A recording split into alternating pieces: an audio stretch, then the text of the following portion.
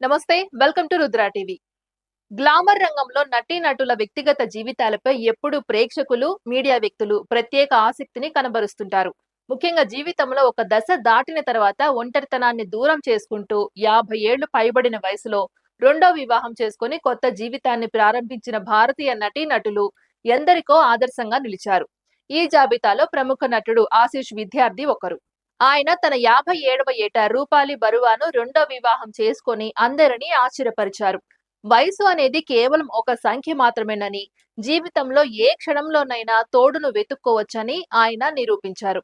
అలాగే టాలీవుడ్ సీనియర్ నటుడు నరేష్ కూడా తన 60 ఏళ్ల వయసుకు దగ్గర పడుతున్న సమయంలో నటి పవిత్ర లోకేష్ ను వివాహం చేసుకొని జీవితంలో మానసిక ప్రశాంతత, సరైన భాగస్వామి ప్రాధాన్యతను చాటి చెప్పారు.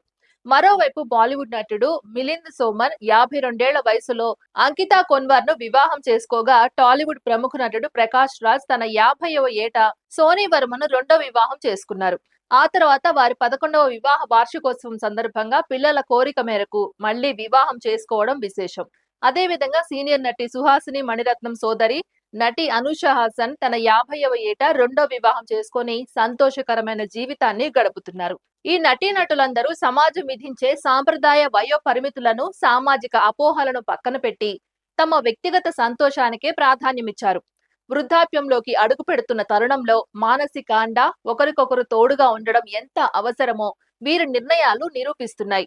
ఇక 60 ఏళ్ల వయసులో లేదా ఆ పైబడిన వయసులో వివాహ బంధంలోకి అడుగుపెట్టిన స్టార్ల విషయానికి వస్తే, ప్రముఖ తమిళ నటుడు, దర్శకుడు భాగ్యరాజ్ సమకాలికుడైన సీనియర్ నటుడు తలైవాసల్ విజయ్ కుమార్తె వివాహంతో పాటు పరిశ్రమలో మరికొందరు సీనియర్ నటులు ఈ వయసులో తోడును వెతుక్కున్నారు.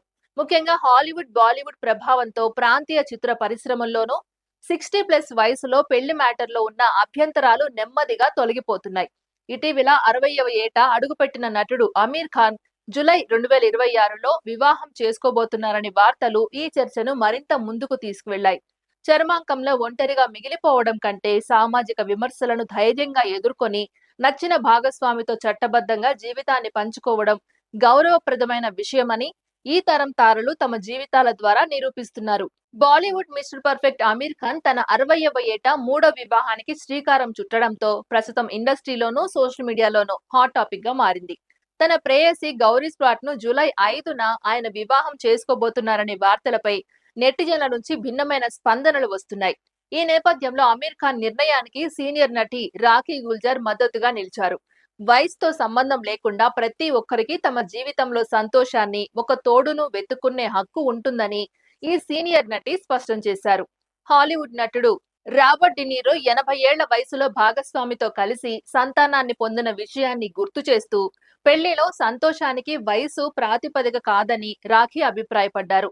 గతంలో రీనా దత్తా, కిరణ్ రావులను వివాహం చేసుకొని విడిపోయిన అమీర్ ఖాన్ తన మాజీ భార్యలతో ఇప్పటికీ సత్సంబంధాలను కొనసాగిస్తున్న తీరును రాఖీ గుల్జర్ ప్రత్యేకంగా ప్రశంసించారు.